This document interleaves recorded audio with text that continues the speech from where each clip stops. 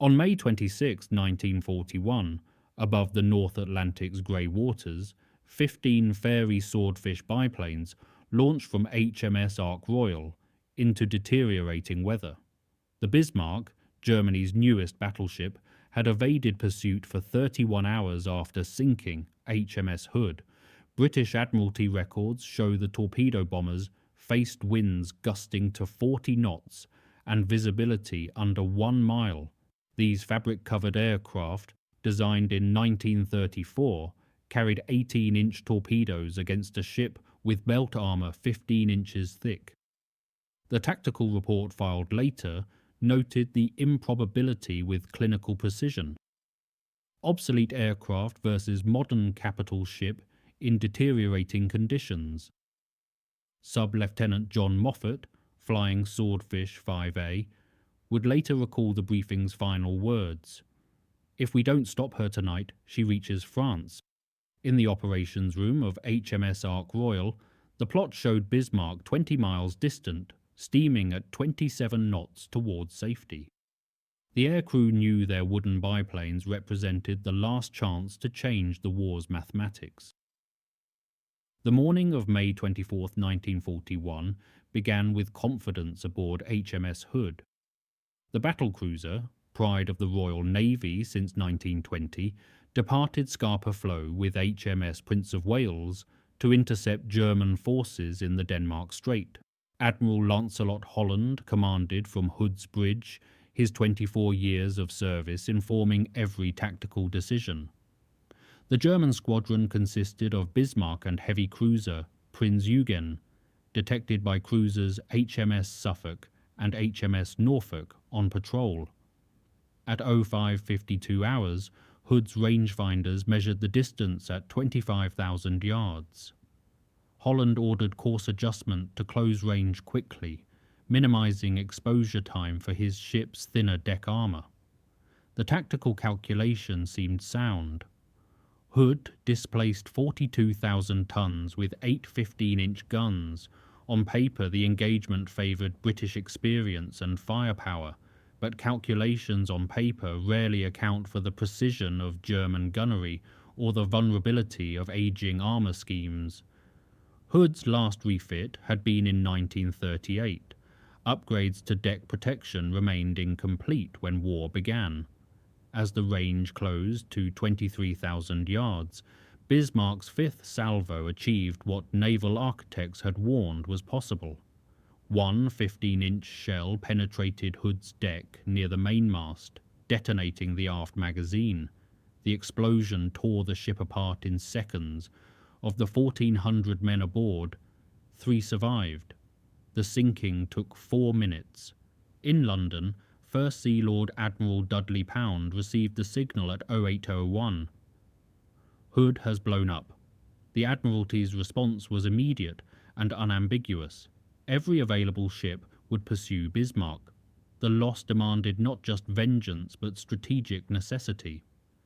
A German battleship loose in the Atlantic convoy routes could starve Britain into submission. Across the North Atlantic, convoy routes carried Britain's survival. In April 1941 alone, U-boats sank 65 merchant ships totaling 300,000 tons. The Admiralty's projection showed food reserves dropping to 6 weeks by August if losses continued. Bismarck represented a force multiplier that could collapse the entire convoy system. Her 8 15-inch guns could engage merchant ships beyond escort range, while her speed allowed her to evade capital ship pursuit. Admiral John Tovey, commanding Home Fleet from HMS King George V, understood the mathematics immediately. Every hour Bismarck remained operational increased the probability of catastrophic merchant losses. His force included 2 battleships, 1 battlecruiser, 4 cruisers, and 7 destroyers. The hunt required coordination across 800 miles of ocean with limited fuel reserves and unreliable weather forecasts. HMS Prince of Wales, damaged in the Denmark Strait engagement, shadowed Bismarck despite taking 7 shell hits. Her crew maintained contact through the morning of May 24th, reporting course and speed every 30 minutes. But at 0:03 on May 25th, radar contact disappeared. For 31 hours, the most powerful surface unit in the Atlantic vanished. In those hours, Admiralty operations rooms tracked fuel states and calculated search patterns. King George V had enough fuel for 48 more hours at pursuit speed. HMS Rodney, steaming from convoy duty, could maintain course until midnight on May 26th. Force H from Gibraltar, including carrier HMS Ark Royal, raced north at 24 knots. The window for interception narrowed with each passing hour. Staff officers plotted Bismarck's probable positions on transparent overlays, calculating her fuel consumption against distance to French ports. The numbers showed a closing trap, but only if reconnaissance aircraft could relocate the target before nightfall on May 26th. At 10:30 on May 26th, Catalina flying boat AH-209 spotted Bismarck 690 miles west of Brest. Pilot Officer Dennis Briggs maintained contact despite heavy anti-aircraft fire, transmitting position reports until relieved by shadowing cruisers. The sighting placed Bismarck 750 miles from King George V, but only 400 miles from air cover at French bases. Tovey's staff calculated interception possibilities on plotting tables, measuring fuel reserves against required speeds. The arithmetic showed King George V could engage by morning of May 27th, but Bismarck would reach French air cover 6 hours earlier unless her speed decreased. The solution required damaging Bismarck's propulsion or steering. Only torpedo aircraft from Ark Royal possessed the capability.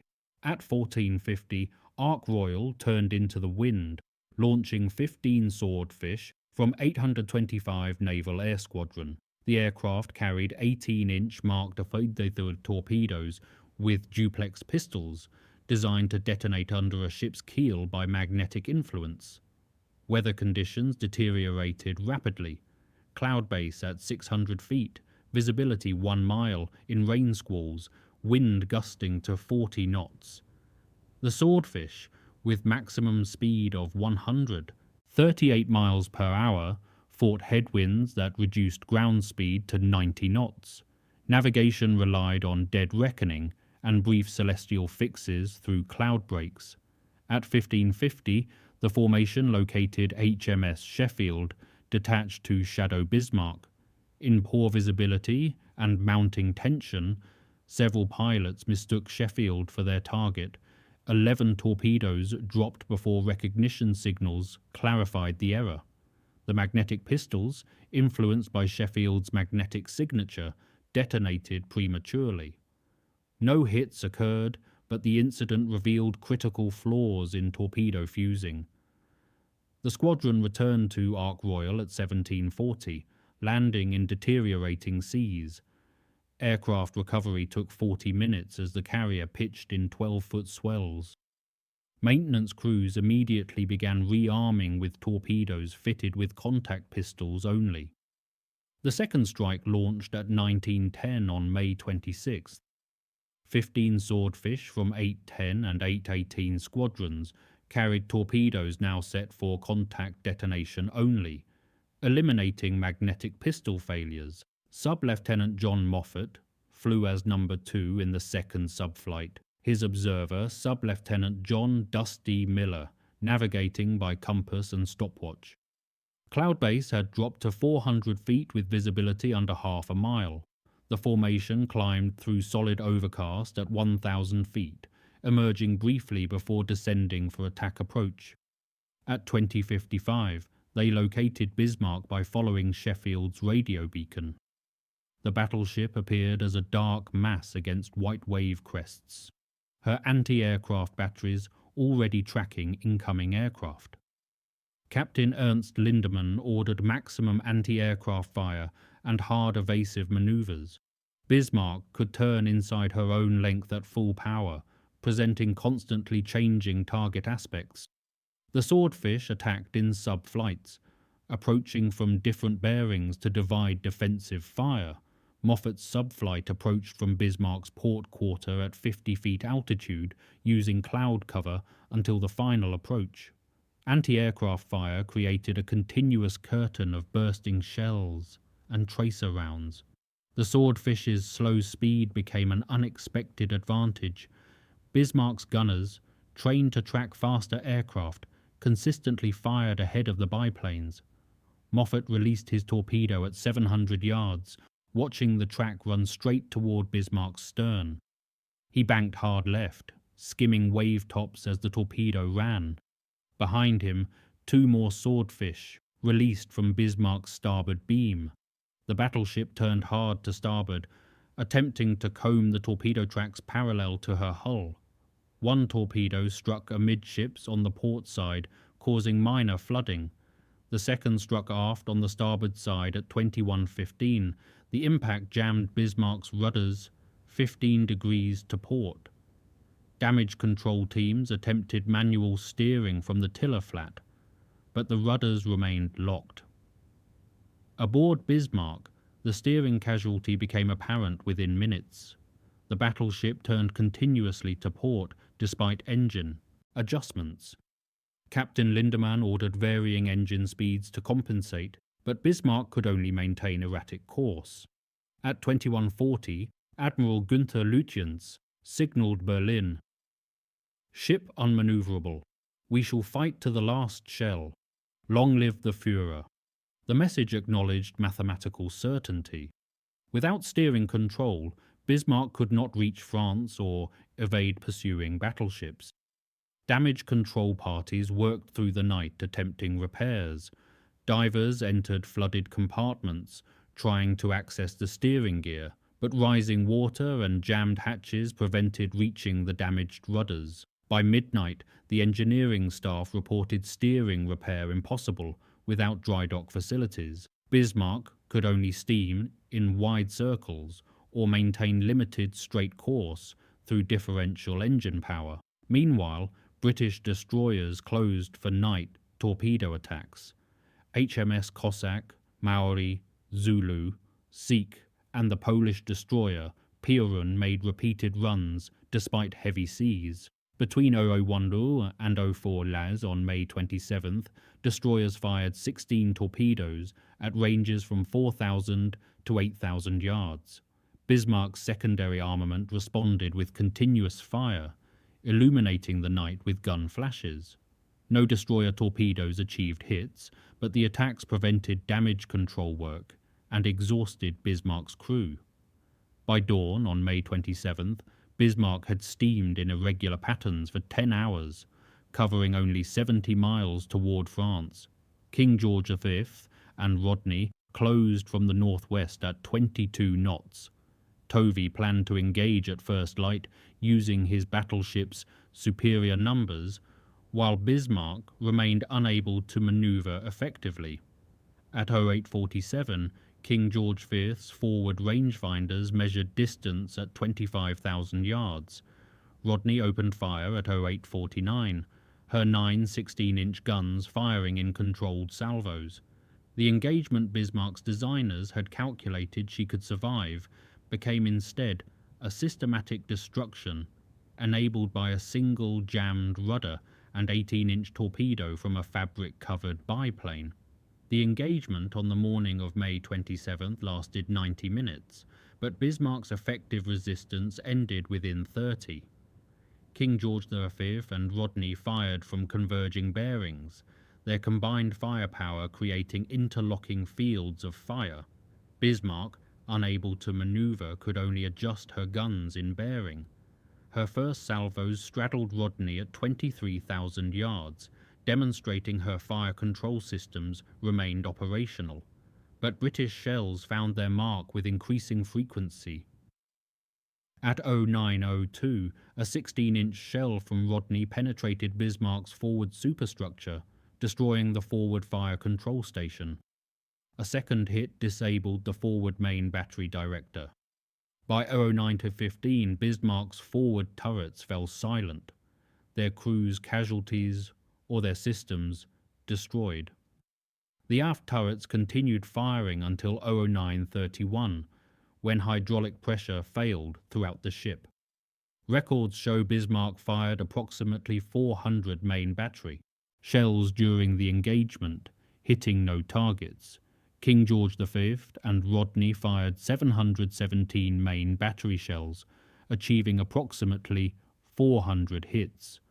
The disparity reflected not German incompetence, but British numerical superiority against an immobilized target. Bismarck's armour withstood punishment remarkably. Belt armour prevented penetration of engineering spaces until after Tensun, when cumulative damage and flooding reduced stability. Survivors later reported the ship remained afloat not through armour alone, but through damage control efforts that continued despite hopeless circumstances. By 10:15, Bismarck lay dead in the water, fires burning throughout her superstructure, but still floating. Tovey's battleships had expended 70% of their main battery ammunition. He ordered cruiser HMS Dorsetshire to finish Bismarck with torpedoes. At 10:36, Dorsetshire fired 3 torpedoes into Bismarck's starboard side. At 10:39, Bismarck capsized and sank. Of her crew of 2,200, 115 survived. British ships rescued 85 before U-boat warnings forced withdrawal. German ships and a U-boat recovered 5 more over the following days. The remaining 2,000 sailors went down with their ship. The tactical reports filed in London documented not triumph, but calculation. Bismarck's sinking required the coordinated effort of 2 battleships, 2 battlecruisers, 2 carriers, 7 cruisers, 15 destroyers, and multiple patrol aircraft across 4 days and 800 miles of ocean. The Royal Navy committed approximately 40% of its operational capital ships to pursue 1 vessel. Fuel consumption for the operation totaled over 30,000 tons. Several ships required immediate dockyard attention after sustaining weather damage during high-speed pursuit. Hood remained lost with 1,400 men. The strategic mathematics appeared clear. Germany possessed 1 operational battleship, Tirpitz.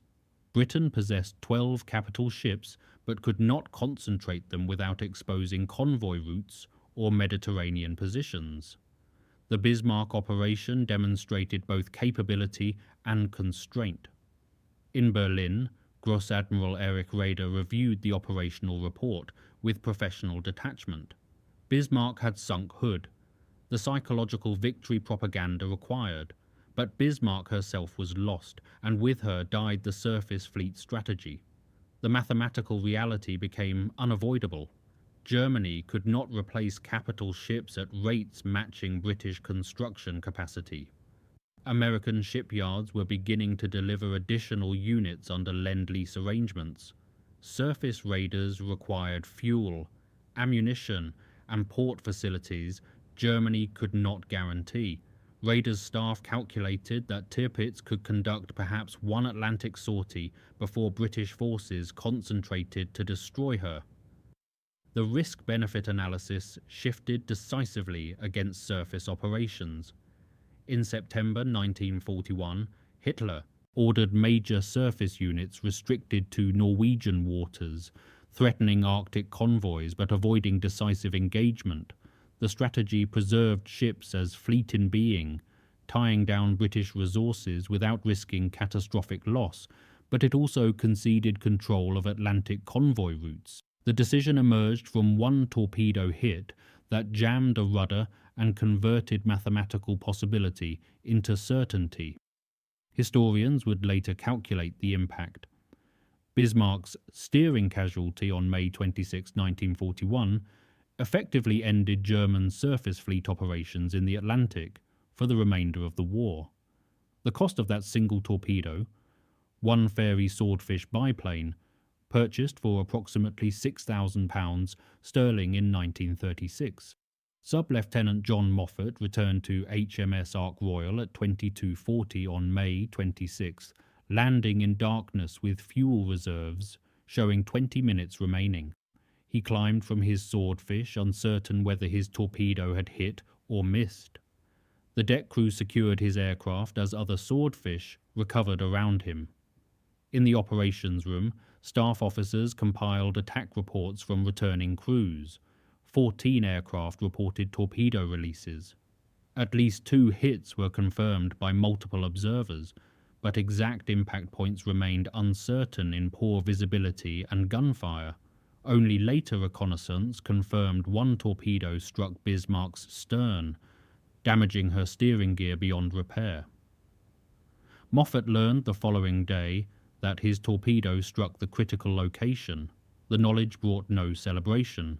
Naval combat reduced individual actions to geometric intersections of track and target.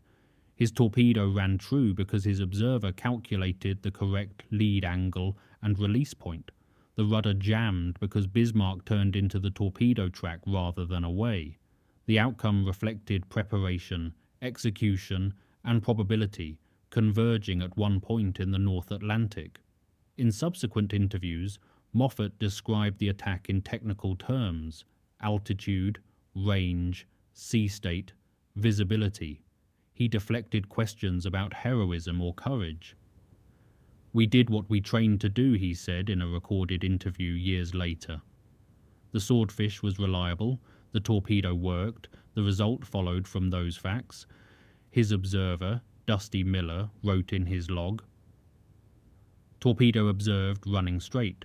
Explosions seen aft, returned to carrier without incident." The entry occupied 3 lines in the patrol report. Neither man received immediate recognition beyond the operational report filed by 818 Squadron. Decorations followed later, processed through administrative channels after staff officers reviewed all attack reports. Moffat received the Distinguished Service Cross in August 1941. The citation mentioned skill and determination during torpedo attacks on enemy warships, identifying no specific action. He continued flying Swordfish throughout 1941 and 1942, conducting anti-submarine patrols and convoy protection missions. He survived the war. Returning to Scotland in 1945, the engineering analysis completed later revealed the vulnerability Bismarck's designers had not eliminated. Her twin rudders operated independently through separate hydraulic systems designed for redundancy. But both systems converged in a single compartment just forward of the rudder posts.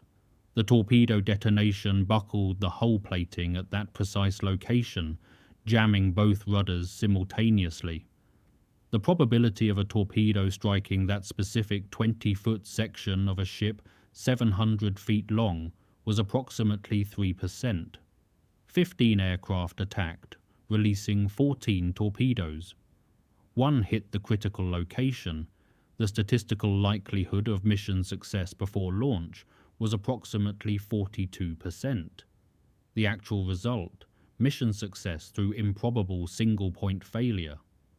German naval architects examining captured British torpedo data after the war calculated that the warhead weight and explosive type were optimal for defeating destroyer or cruiser hulls but marginally inadequate for battleship belt armor. The Swordfish torpedo struck not the armored belt but the unarmored stern, exploiting the only vulnerable location.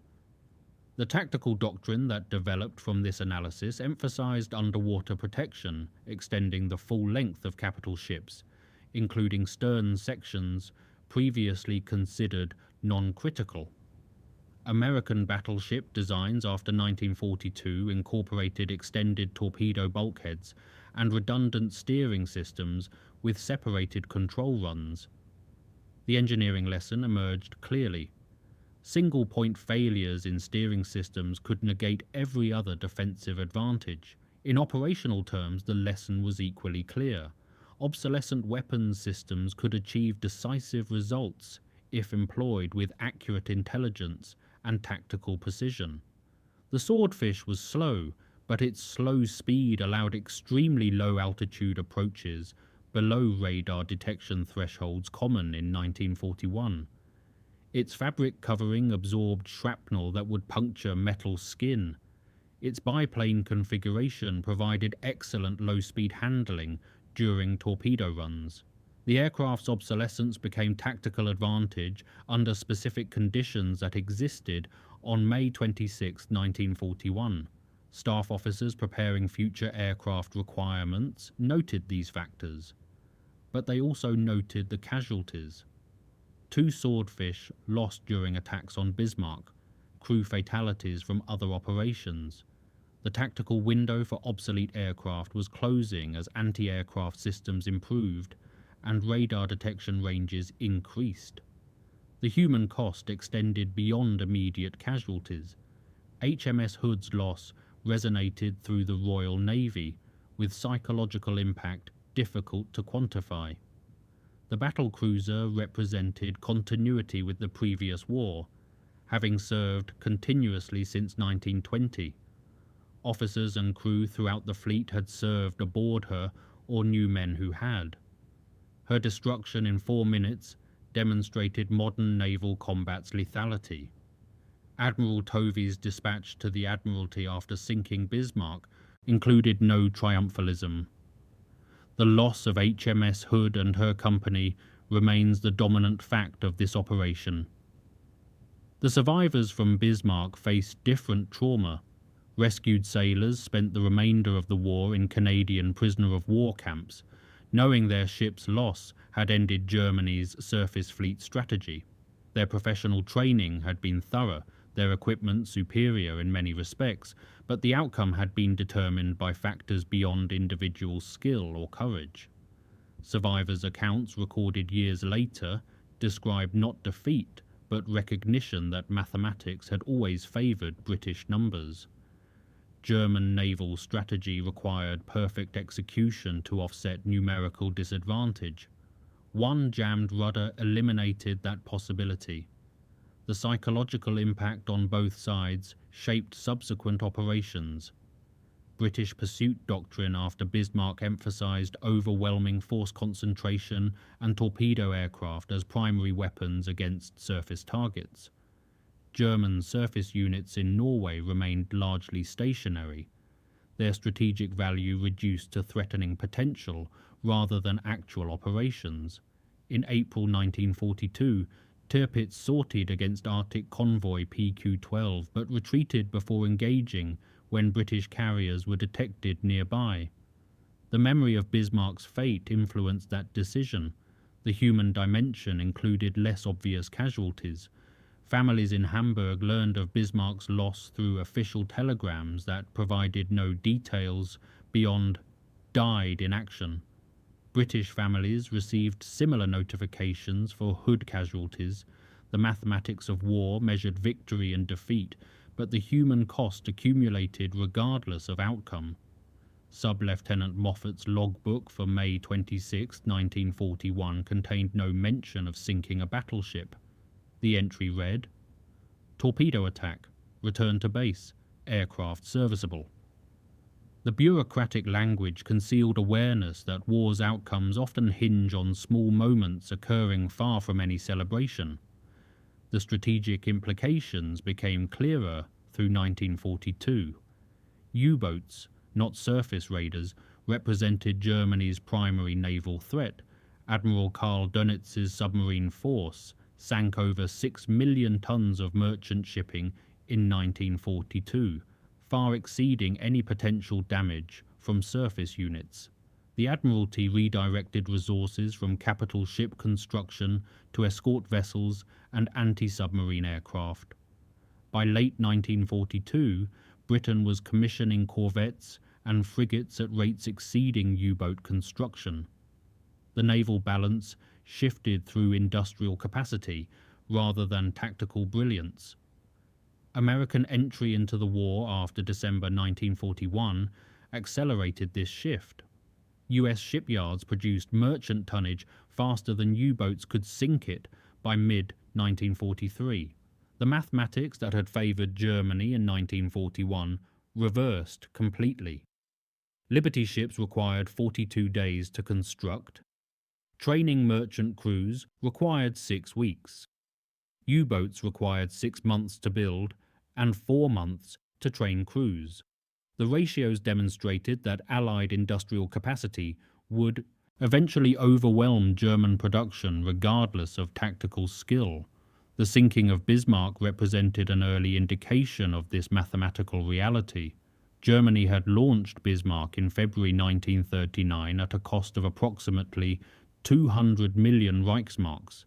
Britain had built Ark Royal in 1937 for approximately £2 million. The carrier's aircraft had eliminated the battleship through a weapons system costing approximately £6,000 per aircraft. The cost-exchange ratio favoured the attacker by orders of magnitude. This disparity influenced post-war naval aviation development. American carriers after 1945 emphasized torpedo bombers as primary anti-ship weapons. The strategic calculus showed that aircraft could engage surface targets at ranges of 200 miles, while battleship guns achieved effective fire at 20 miles. The range advantage made carriers the dominant surface combat system. By 1943, every major naval power, except Germany and Japan, had shifted construction priorities from battleships to carriers. The lessons from May 26, 1941 informed these decisions. A single torpedo to the stern could eliminate a battleship's mobility, and immobility in naval combat equaled destruction. The engineering excellence embodied in Bismarck's construction became strategically irrelevant once her rudders jammed. The photographic record from HMS Dorsetshire shows Bismarck's final moments with clinical clarity. At 10:36, the battleship floated with pronounced list to port, fires burning from superstructure wreckage. Her main battery turrets remained visible above water, guns trained at various angles. By 10:38, the list increased to 45 degrees, and the bow began rising. At 10:39, Bismarck capsized completely, her hull showing briefly red with anti-fouling paint before sliding beneath the surface. The photographer noted sea conditions: 12-foot swells, wind 20 knots, visibility 3 miles. His technical commentary occupied more space than his emotional reaction. The images entered Royal Navy archives without celebration. British newspapers published photographs with headlines proclaiming victory, but the articles themselves maintained restrained tone. The Times of London described the action as a necessary conclusion to operations that cost HMS Hood and 1,400 men. The editorial acknowledged Bismarck's crew fought until ammunition and control systems were exhausted. German newspapers, restricted by propaganda ministry guidelines, reported the loss in heroic terms. Bismarck's crew became martyrs who died fighting overwhelming odds. The propaganda served immediate morale purposes, but could not obscure the strategic meaning. In Washington, U.S. Navy intelligence analysts studied the operational reports obtained through British liaison. Their assessment, classified until 1975, concluded, "The Bismarck action demonstrates that capital ships without air cover cannot survive concentrated attack by carrier-based torpedo aircraft.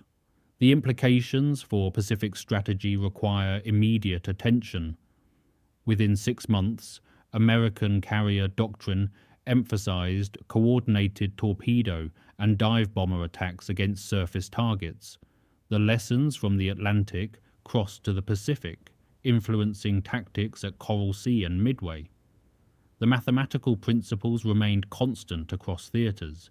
Mobility determined survival, and aircraft controlled mobility through torpedo attacks on steering gear. The archival record shows these lessons flowing through intelligence channels and staff colleges, translated into tactical doctrine and training curriculum. May 26, 1941 became a case study in naval warfare courses, analysed for its technical details rather than its dramatic elements. The jammed rudder taught more than the sinking. In August 1945, after Germany's surrender, British and American naval teams surveyed French port facilities where Bismarck would have arrived if her rudders had not jammed. The ports showed extensive fortification, U-boat pens with concrete roofs 15 feet thick, anti-aircraft batteries covering approaches, repair facilities capable of servicing battleships. Had Bismarck reached Brest on May 27, 1941, subsequent operations against her would have required either naval bombardment, under air attack, or strategic bombing through heavy defences. The analysis concluded Bismarck could have remained operational from French ports for months, threatening convoy routes until destroyed at substantial cost. The counterfactual analysis emphasised the magnitude of what the torpedo hit prevented. One jammed rudder on May 26th eliminated possibilities that might have extended the war's naval phase by years. The mathematical precision was unnerving. 18 inches of rudder movement, prevented by buckled hull plating, altered strategic outcomes at theatre level. In Scotland, John Moffat resumed civilian life in 1946, rarely discussing his wartime service. Journalists occasionally contacted him for interviews about Bismarck. He provided brief factual statements and declined requests for dramatic narratives. "I flew the aircraft according to training," he said in one recorded interview. Other men did far more. His service record shows 58 operational sorties from 1940 through 1945, including attacks on submarines, convoy escort missions, and anti-shipping patrols. The torpedo hit on Bismarck occupied one entry among 58. The bureaucratic equality of treatment reflected naval service's reality. Each mission was planned, executed, and filed according to procedure.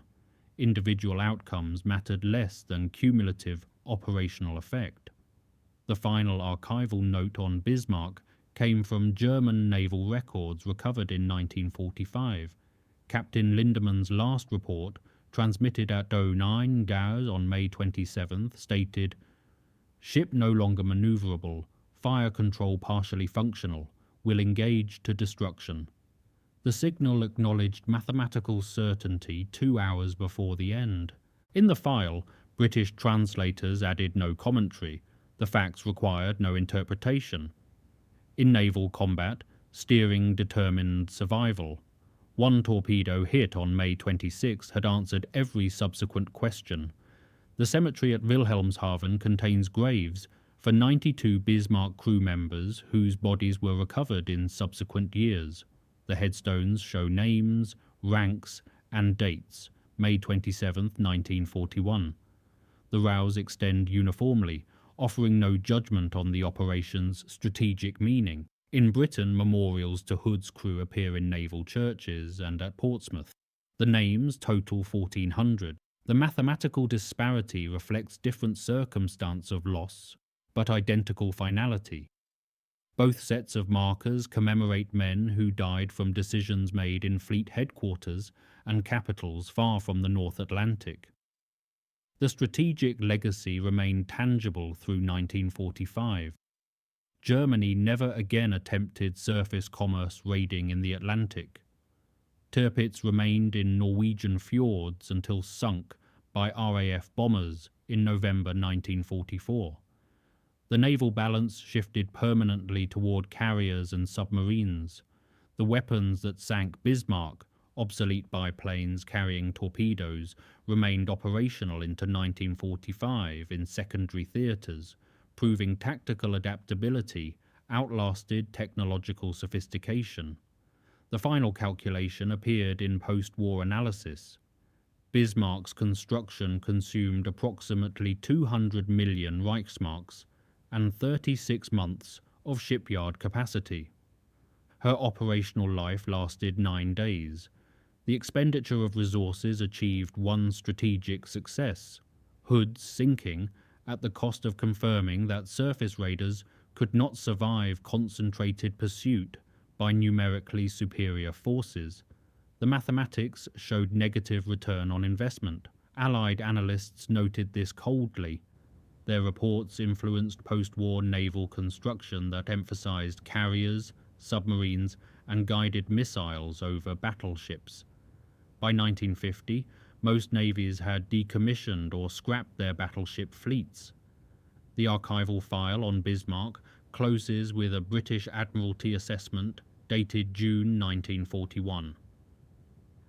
The action demonstrates the vulnerability of isolated surface units to coordinated air and surface attack.